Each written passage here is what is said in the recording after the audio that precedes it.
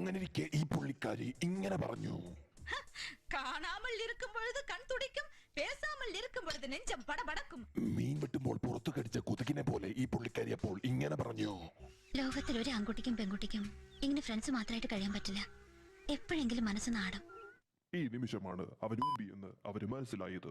5 minutes later. അത് സത്യമായിട്ട് നിങ്ങളൊന്ന് ആലോചിച്ച് നോക്കിയാണ്. അവള് അതായത് ജോമോൾ അങ്ങനെ ഒരു ഡയലോഗ് പറഞ്ഞില്ലായിരുന്നു എങ്കിൽ ഈ പടത്തിൽ അവര് അവസാനം വരെ ഫ്രണ്ട്സ് ആയിരുന്നെങ്കിൽ അല്ലേ അവന്റെ മനസ്സിൽ ആ ഒരു ഡൗട്ട് വരില്ലായിരുന്നു. അവർ ഫ്രണ്ട്സ് ആയിട്ട് തന്നെ കണ്ടിന്യൂ ചെയ്താൽ ശരിക്കും അവരുടെ ചുറ്റുമുള്ള ആൾക്കാരല്ലേ കുത്തിത്തിരിപ്പുണ്ടാക്കി.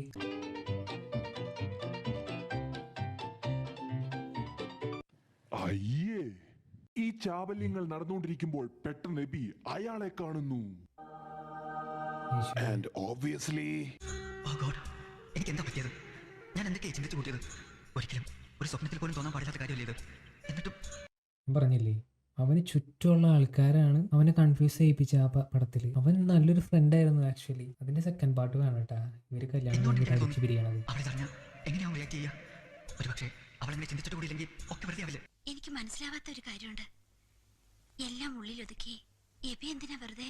ഈ നിമിഷമാണ് അവൻ ഇവളാണ് പ്രശ്നം ഈ പടത്തിൽ. ആദ്യം തന്നെ ഇവള് അവരുടെ ഫ്രണ്ട്ഷിപ്പിൽ അതായത് ഒരു ആണിനും പെണ്ണിനും തുടക്കം മുതൽ അവസാനം വരെ ഫ്രണ്ട്സ് മാത്രമായിട്ട് ഇരിക്കാൻ പറ്റില്ല എന്ന് പറഞ്ഞിട്ട് ഇവനെ കൺഫ്യൂസ് ചെയ്യിപ്പിച്ചു. എന്നിട്ട് രണ്ടാമത് വീണ്ടും അവള് വന്നു. എന്തിന്? ഇവന്റെ ഇങ്ങനെ ഡിപ്രസ്ഡ് ആയിട്ട് ഇരിക്കാതെ മനസ്സിൽ കൊണ്ട് നടക്കാതെ പുറത്ത് പറയാൻ വേണ്ടി ഇവളാണ് ഇവനെ പ്രേരിപ്പിക്കണേ. ഇവളാണ് ഇതിലത്തെ വില്ലത്തി സത്യം പറഞ്ഞിട്ടുണ്ടെങ്കിൽ.